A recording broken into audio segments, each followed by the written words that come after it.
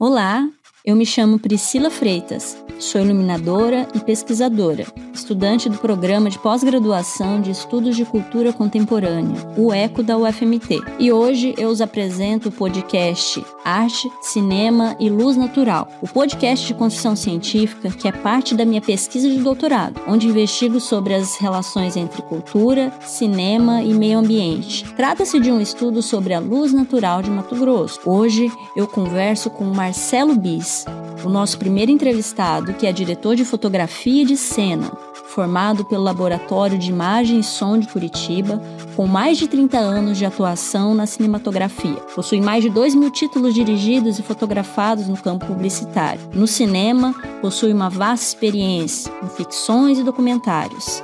Entre eles, os mais recentes, o longa de ficção Beatriz Vira Folhas e a série também de ficção Entre Longes. Marcelo, muito obrigado pela sua presença com a gente para falar de cinema, audiovisual e luz natural.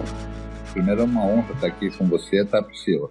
Fazendo parte desse trabalho, eu acho tão importante, e a gente conversar sobre um fenômeno incrível, que é a luz do estado de Mato Grosso, né, dessa região centro-oeste do Brasil, e importante. Gostei muito do convite e espero poder contribuir com o seu trabalho. Ok, eu que agradeço imensamente. Eu gostaria muito de saber, né, o que um diretor de fotografia precisa saber, o que é imprescindível na sua arte da fotografia para o cinema e audiovisual, o que é imprescindível, assim, que não pode faltar no diretor de fotografia. Então, vamos lá. É gigante, né? O tema é muito amplo, Priscila. Um diretor de fotografia, ele precisa entender o princípio de tudo, que é ótimo, né? Os fenômenos da luz. Obviamente, a gente lida muito com as questões estéticas, mas a gente precisa entender quais são as fontes, né? Qual é a física desse fenômeno, né? A gente precisa, essencialmente, estudar a física, né? Para a gente conhecer. O diretor de fotografia tem que ter, além de um critério estético, tem que ter um critério técnico muito grande, conhecer de lentes, conhecer de câmeras, conhecer de luz, artefatos, como que se comporta a luz natural, né? O que é bom e o que não é para aquele momento, né? A narrativa da fotografia de cada peça, de cada trabalho, né? É uma construção muito ampla. Então, o diretor de fotografia tem que ter todo esse entendimento, além do entendimento artístico, né? Arte mesmo, né? Entendo. Maravilha. Antes de entrar na questão do fazer, uma pergunta de mercado. Como é ser diretor de fotografia em Cuiabá e região?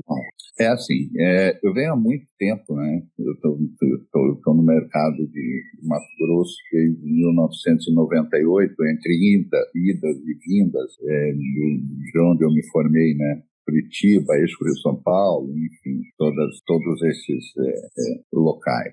Aqui existe uma peculiaridade que essas coisas estão mudando, estão se transformando a respeito de equipamento, a respeito de câmeras. As coisas passaram a ter uma facilidade maior.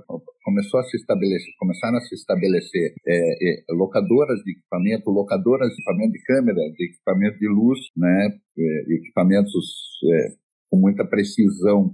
Isso melhorou muito nos últimos 3 anos, digamos assim. Nos últimos 3 anos, a gente tinha a dificuldade que a gente tinha era equipamento. E a gente realizava coisas incríveis mesmo sem um equipamento adequado. Posso dizer, bom equipamento. Sem um equipamento adequado para certas situações. E hoje existe essa facilidade maior. Antes a gente tinha que locar equipamento de Goiânia, de Brasília, de São Paulo, certo? Então, vai fazer um filme, tinha que encostar um caminhão de luz, um caminhão com um carro com câmera, com lentes, com tudo mais. Hoje em dia nós já temos isso, as produtoras e as locadoras já têm isso para oferecer. Então, ser diretor de fotografia hoje está mais tranquilo. Era muito caro, né? Você fazer qualquer peça. Hoje nós podemos concorrer com esse Brasilzão, com o Eixo, pelo fato de ter acesso a equipamento. A gente era muito periferia dos grandes centros, né? Dependia 100%. Hoje a gente realiza obras cinematográficas premiadas com equipamento e equipe local, entendeu? Já não temos mais. A gente está num processo de formação muito grande, muito rápido, certo? Porque as necessidades de se buscar fora já se transformam em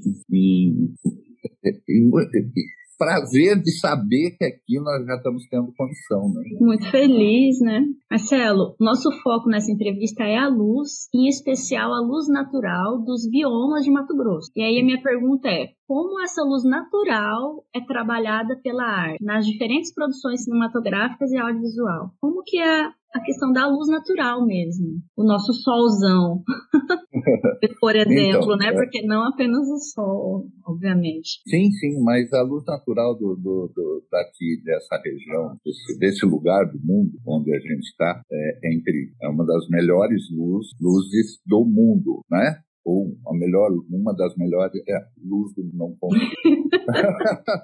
Vamos lá, vamos nos divertir também. Porque, inclusive, eu comecei a fazer um projeto há 2 anos atrás, que se chama Luminous, né?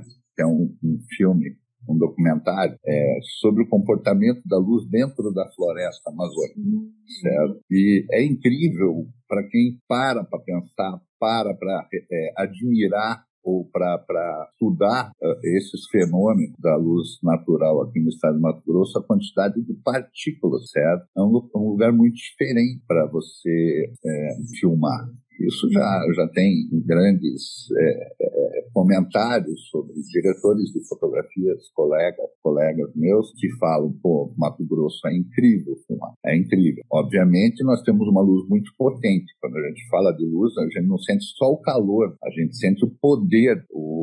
Eu estou acostumado a trabalhar com um instrumento, um fotômetro. Então, tem lentes que elas vão até 22 no seu diafragma, certo? O fotômetro tem momentos do dia, dependendo da época do ano também, que ele registra 32,64. Então, você tem que ter uma capacidade de reduzir essa quantidade de luz na ótica da câmera, certo? Precisa quebrar essa luz de tão potente que ela é. E é assim, nós temos essa peculiaridade dessa poeira, né? Um pouco mais avermelhada, a gente entende os fenômenos do dia amanhecendo, do dia entardecendo, né?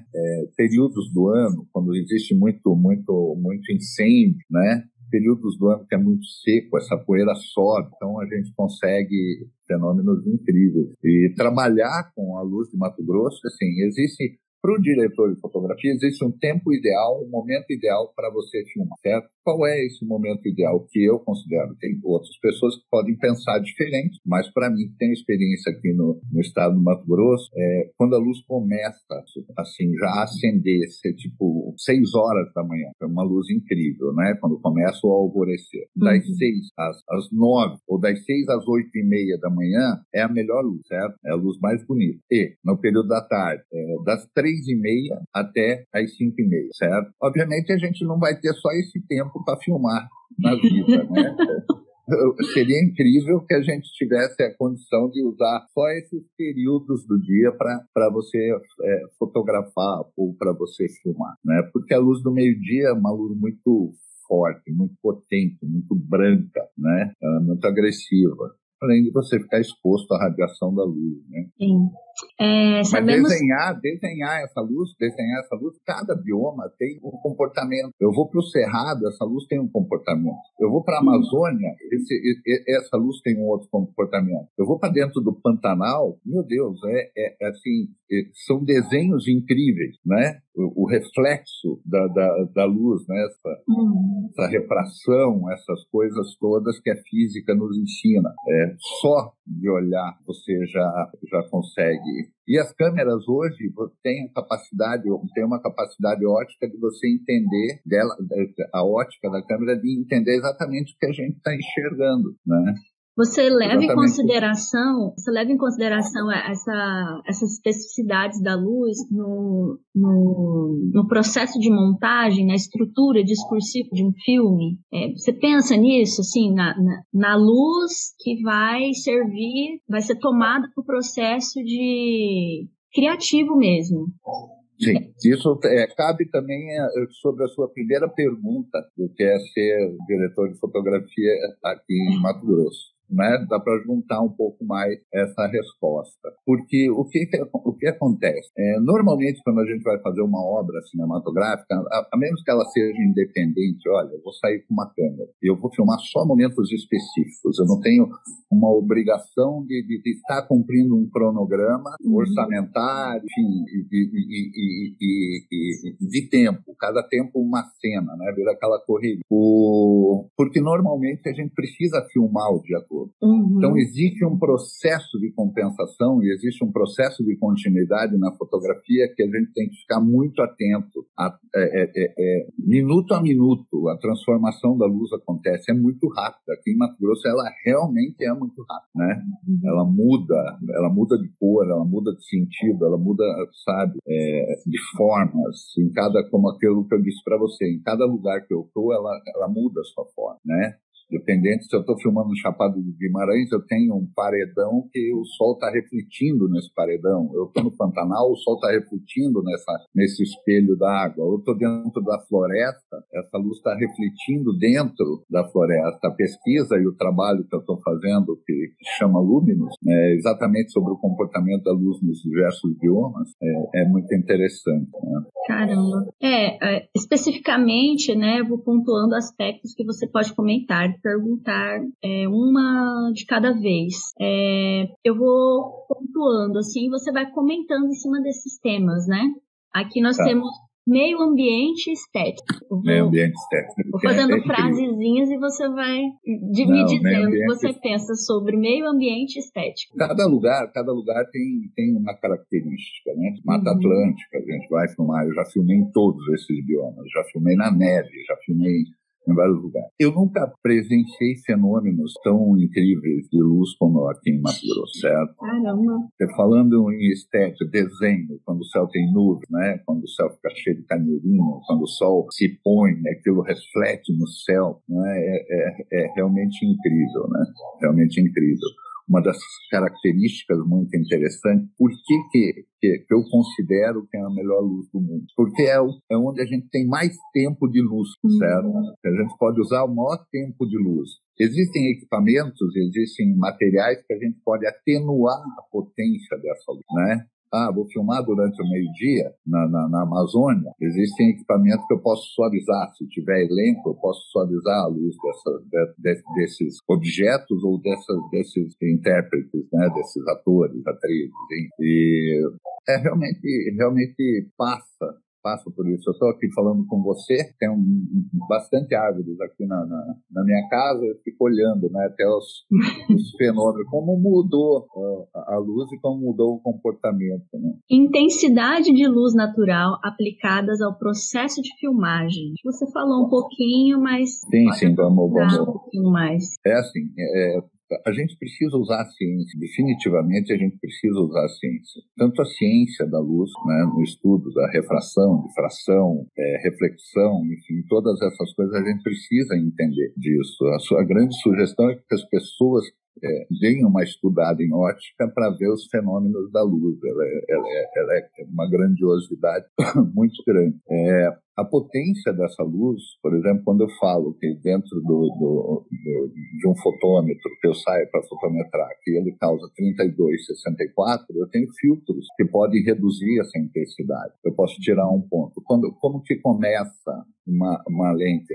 Como que a gente faz o cálculo disso, né? Uma lente, normalmente, já existem várias aberturas, mas, por exemplo, começa com 2,8, ela vai para 4, 5, 6, 8, 11, 16, certo? 22, 32, 64. Aí por diante a gente vai dobrando. Então, o que acontece? Eu tenho filtros para atenuar essa capacidade, chamam ND, que é densidade neutra. É um filtro cinza que você coloca na frente da lente para você quebrar a intensidade dessa luz. Então, o que acontece? Então, existem filtros que podem derrubar 2 pontos, 3 pontos, 4 pontos, 5 pontos. O que são esses pontos? Se eu tenho 64 diafragma, que eu já enfrentei isso aqui no estado de Mato Grosso, eu coloco um determinado filtro, um ND3, por exemplo, eu derrubo 3 pontos no diafragma. Sai de 64, 32, vou para 22, certo? Obviamente, para eu ganhar mais profundidade nessa fotografia, eu vou ter que derrubar mais. Então, eu uso um filtro 6 ou uso um filtro 9 de ND, né? Existem essas graduações de filtro para a gente ir compensando a intensidade dessa luz. E o que é absolutamente necessário, a gente não vive sem. Ou um polarizador, para você polarizar o céu. E dependendo da época do ano, o céu está muito esbranquiçado por conta dos fenômenos de fumaça, incêndio, enfim, essas coisas todas, né? Ou período muito seco. Então, a gente usa polarizador. O que são esses polarizadores? Você polariza o céu, apenas o céu, ou você tira a intensidade desse branco e tenta puxar um pouco mais o azul, dar um pouquinho mais de contraste. Entendi. Uma pergunta é a luz natural e caracterização de personagens. Você acha que a luz interfere nessa caracterização dos personagens? Eu acho que sim, né? A gente tem grandes exemplos assim, de fotografia. Por exemplo, vamos falar da novela Pantanal. Se você perceber na novela Pantanal, quando o personagem velho do Rio aparece, a luz tem uma intensidade, certo? Quando a Juma aparece, tem uma intensidade. Quando você está na sede da fazenda, ela tem um outro comportamento. Então, ele vai desenhando, né? Eu fiz um filme há uns 5 anos atrás com Samantha Caldwell, por exemplo, que a intensidade da luz determinava a presença de um personagem, certo? O pessoal chegou a comentar comigo, falou, nossa, bicho, eu senti desde da primeira aparição desse personagem, na segunda aparição eu já percebia que alguma coisa ia acontecer, que o personagem era uma fantasma, que era do Theodora Quer Dançar, Samantha Caldwell. Então existiam alguns fenômenos da fotografia que eu apliquei para colocar a presença da Theodora. O que eu coloquei? Eu coloquei intensidade de luz e fumaça. Então, toda vez que eu colocava um contraluz na fumaça, a Theodora ia aparecer. As pessoas, toda vez que aparecia uma fumacinha na cena, o pessoal já sentia, nossa, a Theodora vai vir. Isso deu um super resultado. Eu pesquisei para fazer, entendeu? Eu falava, como que eu vou determinar a presença dessa personagem dentro de uma cena de tensão ou de suspense, né? Como que eu vou fazer com que isso aconteça na luz? Então, você aumenta a intensidade aqui e diminui a intensidade. Enfim, aí são truques que a gente vai descobrindo durante a filmagem. Não existe uma fórmula pronta. E agora, luz natural e a direção de fotografia. Luz natural é um desafio. Primeiro, aqui em Mato Grosso, né? Estamos falando de luz natural aqui no estado de Mato Grosso. Exato. Um desafio. Primeiro, você estar embaixo dessa luz, né?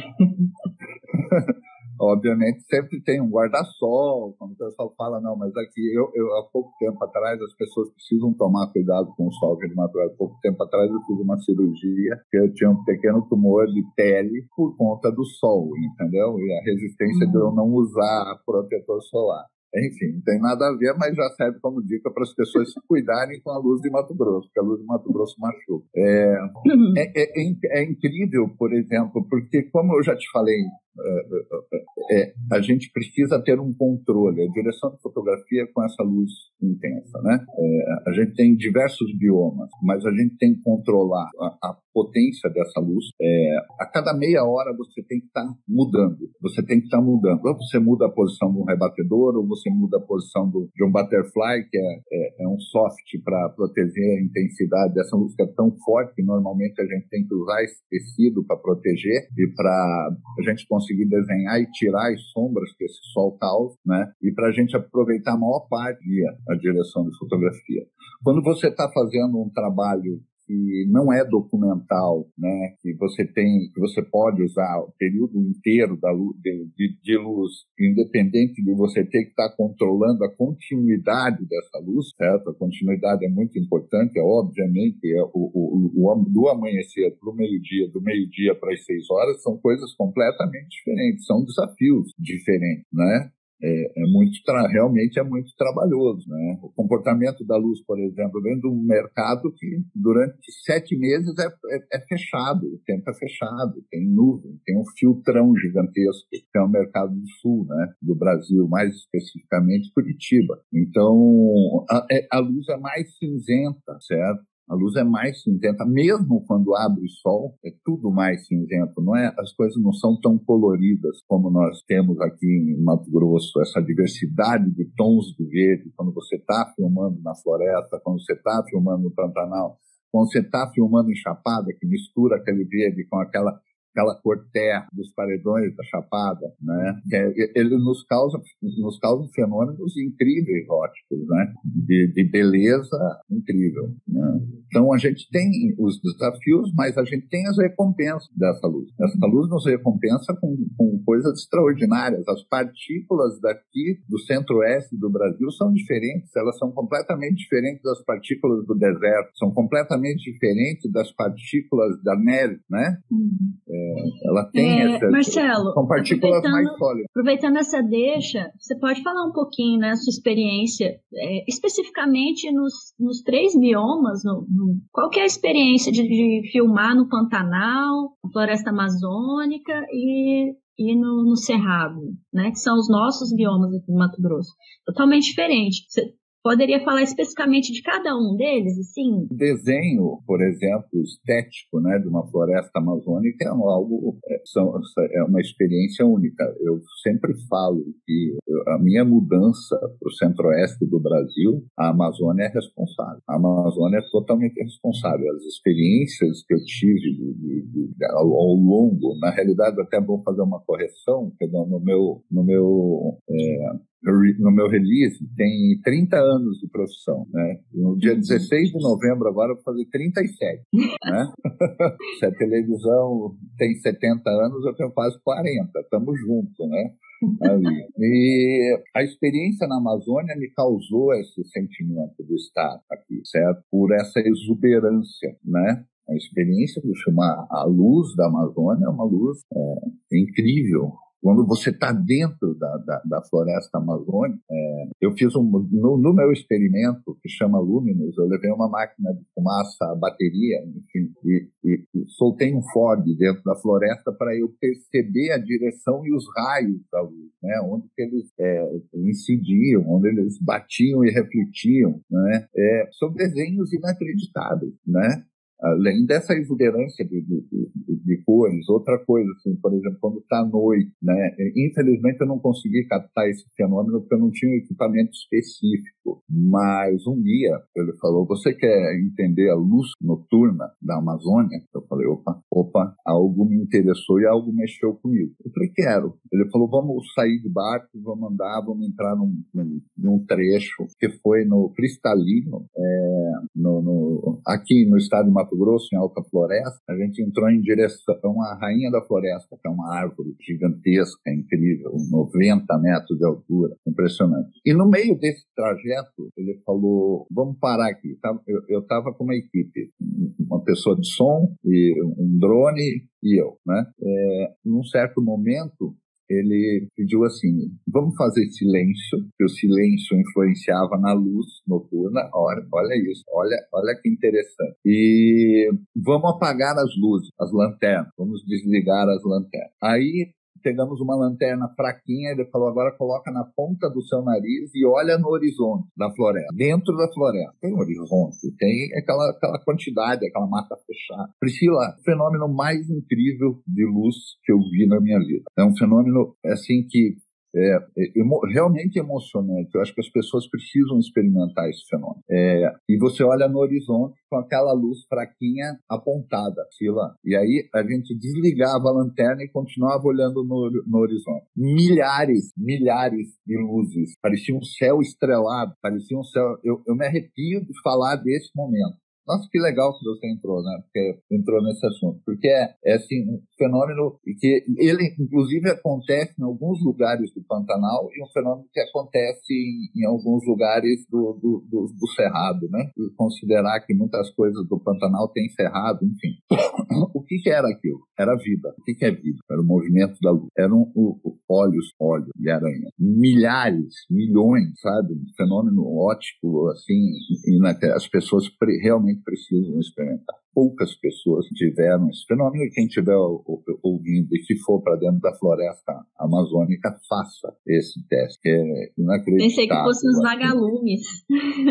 Não, mas até tinha até tinha vagalumes, mas os olhos das aranhas. Agora, você imagina a quantidade de aranhas, diversas, daí me causou a curiosidade. Tá, mas tem aranhas muito pequenas, aranhas grandes, enfim. O cara começou a explicar os tipos de aranhas, né? Aranha escorpião, aranha isso, aranha aquilo. A gente não podia encostar em mais nada, a gente ia andando como encostava em alguma coisa, né? Porque eu tinha vivido aquela sensação, eu tinha visto aquela imagem e aquilo me causou uma sensação certa.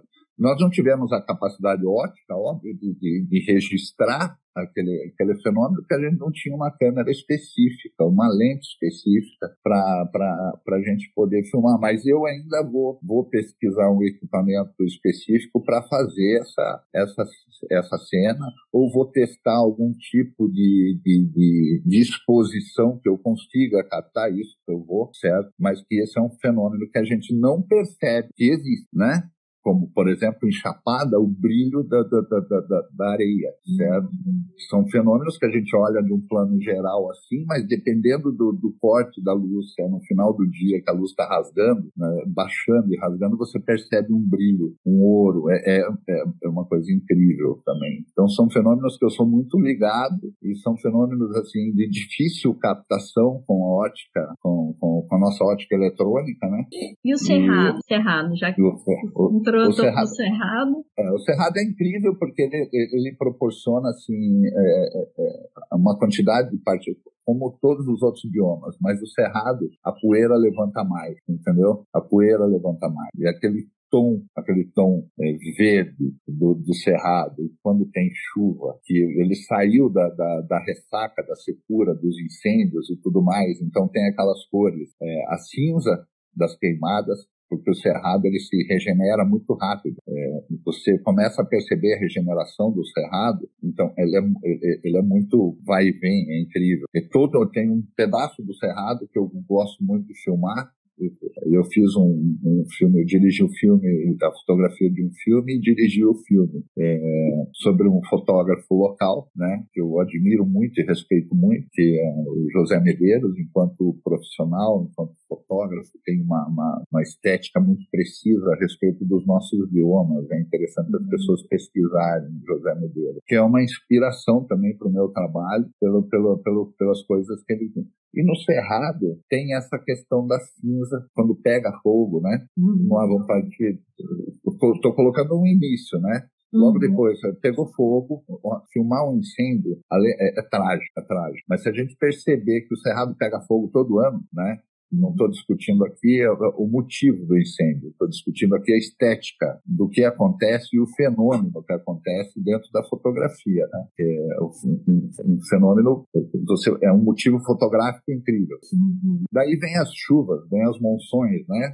Quando começa a chover, você vai uma semana depois, começou essa chuva, e há um mês atrás aquilo estava ardendo em chama, você vê o Cerrado florescer, o Cerrado se ilumina, porque daí começa a vir o verde em cima daqueles troncos queimados, impressionante, as partículas começam a subir, você percebe o brilho da poeira no ar, dependendo da lente que você usa, dependendo do que você quer, se você está trabalhando contra a luz, né, quando o sol bate numa árvore contra a luz, então o Cerrado é um dos fenômenos mais bonitos que tem, né? E aí você vai um mês depois, você vê aquilo está verde, é uma floresta verde novamente. E o Pantanal mato-grossense? Pantanal é incrível, é um espelho d'água, né? Maior, era maior, eu não sei se a gente pode considerar ainda que seja a maior planície alagada do planeta, né? Mas eu tive no Pantanal o ano retrasado, eu tive no Pantanal nos dois períodos, no período de seca e no período de cheia, certo? Trágico pelo período de seca, pela ausência de chuva, enfim, por todos os motivos que nós já conhecemos, mas esperei a chuva, tive a paciência de esperar a chuva. O Pantanal é inacreditável, aquele espelho d'água. Eu fiz uma cena de drone, que o céu estava todo vermelho, lindo.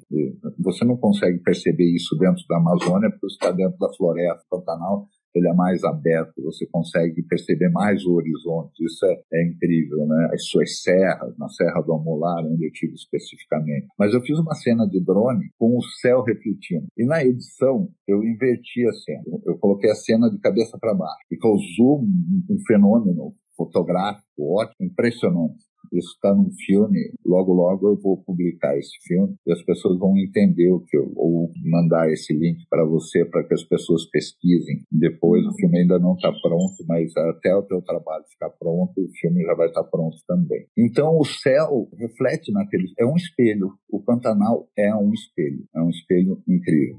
E o Pantanal não é só a questão natureza, não é só a questão natureza, a beleza estética do Pantanal não está só na natureza, está nas pessoas, no pantaneiro, certo? Quando você fotografa, você filma um pantaneiro, você sente esse fluxo cheia e seca, estampado, tatuado na pele das pessoas, ou no sofrimento de algumas pessoas, né? Quando tem ausência da...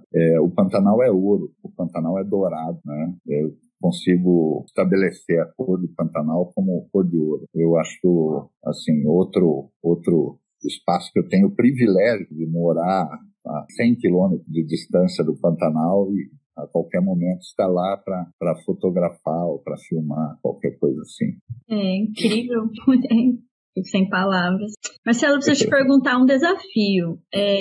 Como a luz natural de Mato Grosso pode ser utilizada nos sets de gravações em ambientes internos, né? Nós falamos dos ambientes externos incríveis e nos internos. Inclusive, eu fui questionada sobre isso num evento internacional que eu participei, né, ao falar do meu projeto, e aí uma das questões levantadas foi essa, e eu confesso que eu fiquei bem embaraçada. Assim, obviamente, existe uma dificuldade de tempo. Se você tem uma determinada cena rápida para rodar, você tem a capacidade de contar apenas com a luz externa. Se você quer um sol entrando, rasgando dentro de uma cozinha, fazer um comercial de margarina, certo? Você tem um determinado período. Esse determinado período vai durar meia hora, o sol vai mudar. Então você tem que ter habilidade para filmar durante aquela meia hora usando aquele sol. Ou você reproduz o efeito, o fenômeno, o sol não se consegue reproduzir, mas você tem equipamentos, artefatos que você consegue fazer a manutenção dessa luz como se fosse uma luz diurna, mas é artificial, certo? A influência, é muito difícil você trabalhar com a influência da luz do dia em cenas internas, dependendo da situação interna que você está trabalhando, entendeu? Se você está fechado numa cozinha, se você está numa sala, se você está num quarto, o que acontece? Se você está num quarto deitado numa cama e você quer aquela luz entrando, a pessoa acordando, essa luz ela vai ter um tempo. Ela vai durar no máximo meia hora, explodindo meia hora. Então você tem que rodar essa cena nesse período, certo? Porque a gente tem que perceber a mudança, a trajetória da luz para você poder escolher essa locação. A menos que seja uma locação que tenha 360 graus de vida, certo? Você consegue aproveitar bem. Isso dependendo da narrativa da cena. Mas nenhum artefato de luz artificial reproduz a luz do sol, né? O que a gente pode ir fazendo a manutenção desse sol por um período mais longo de tempo é você usando espelhos, certo? Você usando espelhos. Ele vai mudando e você vai espelhando ele para fazer a manutenção dele no mesmo lugar. O que é uma operação, assim, desgastante, certo? Muito complexa, mas existe a possibilidade de você estar dentro daquela meia hora, você quer usar o sol direto, exatamente, sem refletir o sol, apenas o sol, você usa. Nós temos intensidade para isso. A luz externa, por exemplo, qual é a grande dificuldade? Qual é a grande dificuldade de você estar filmando interno e na janela você ter um sol de 32? Vamos lá, agora a gente entra no espaço da física, né? Uma fórmula da física. Lá fora você tem 32. Isso pode te desembaraçar quando te perguntarem de novo. E aqui dentro, quando você fotometra, você tem 2,8. Então vamos lá. De 2,8 para 32, quantos pontos de diafragma existem? 2,8, 4, 5, 6, 8, 16, 11, 16, 22, 32. São 8 pontos. 8 pontos. Então o que acontece? Internamente, se você não quiser que aquilo fique silhuetado, eu normalmente uso para ficar subexposto. O que acontece? Eu fotometro pela janela. Então, eu vou reduzir o meu diafragma pela luz da janela. Se lá fora está 32, eu vou deixar o diafragma 32, daí o que acontece? Vou me colocando ND e vou abrindo cada vez mais o diafragma para eu ganhar profundidade. O que é essa profundidade? É essa distância focal, certo? Entre o elemento, que seja uma pessoa, e a janela, certo? Para criar esse campo focal. Não é complexo, mas é uma fórmula. A gente não consegue fazer mas eu quero enxergar o olho dessa, mas eu tenho uma janela de 32 lá fora. Eu tenho que compensar essa luz precisa, entendeu?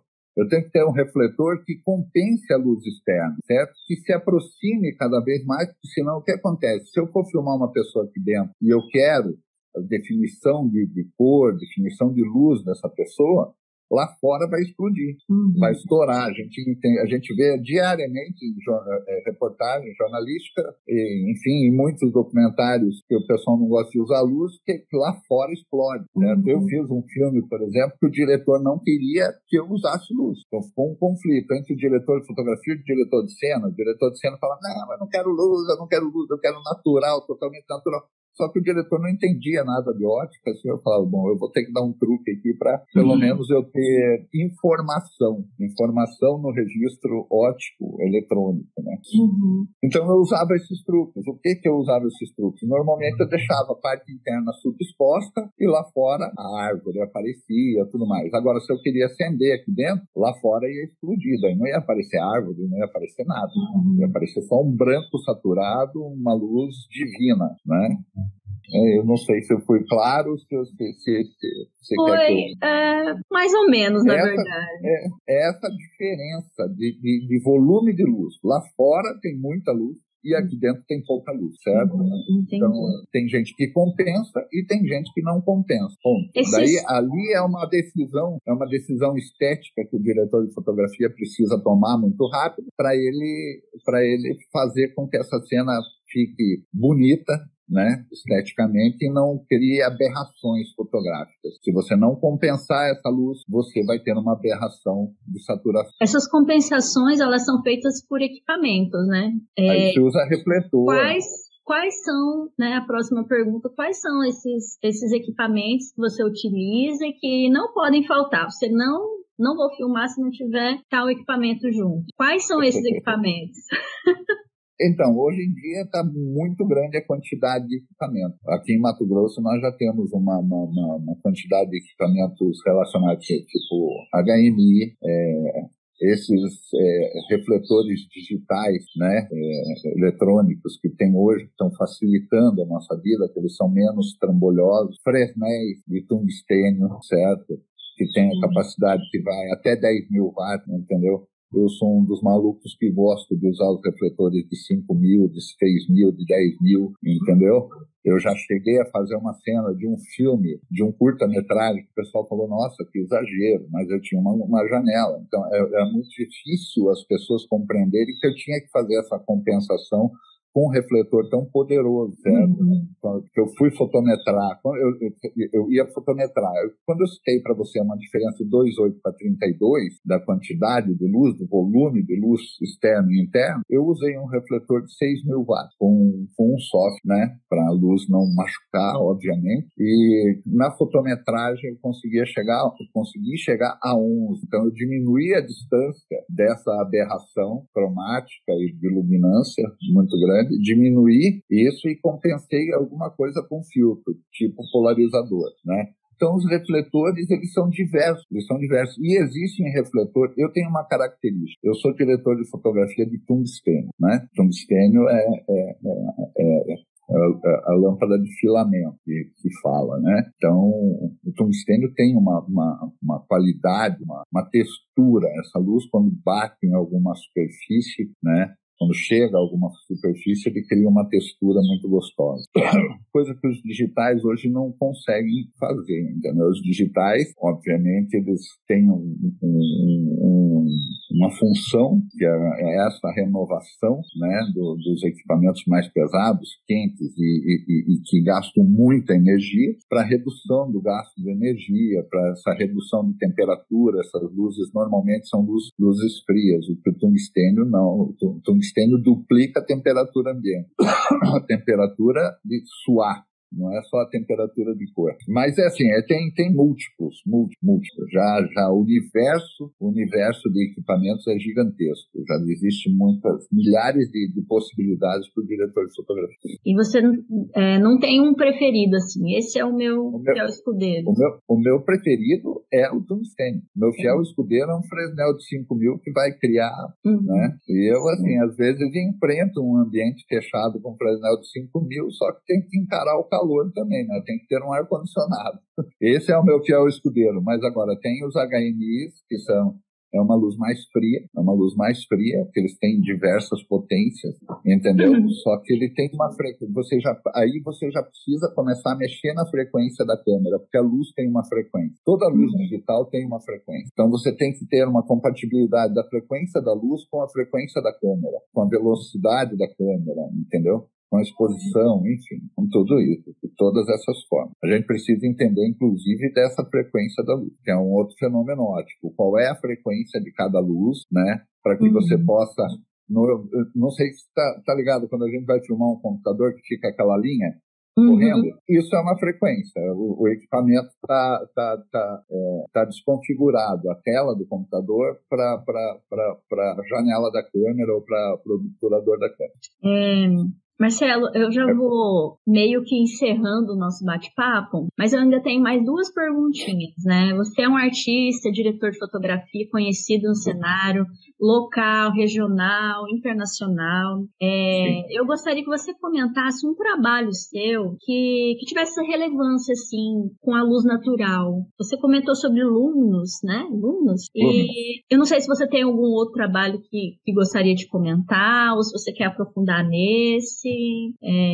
Enfim, essa repercussão também da sua carreira mesmo, especificamente, algum trabalho que é especial para você, que você queira falar. Tem um trabalho que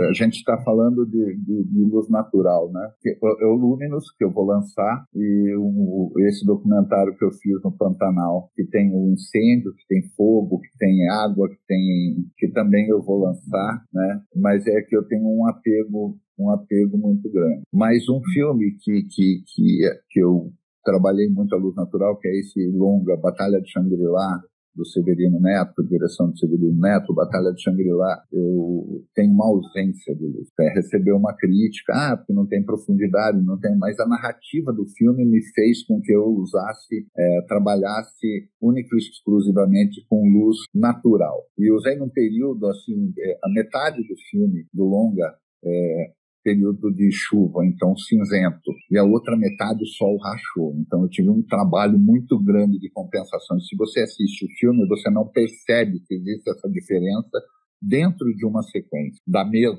O Batalha de Shangri-La, que foi um filme que teve várias críticas, inclusive as críticas que com ausência de profundidade, mas eu criei essa narrativa porque eu quis, né? E ele foi um filme que foi para diversos festivais no mundo, né?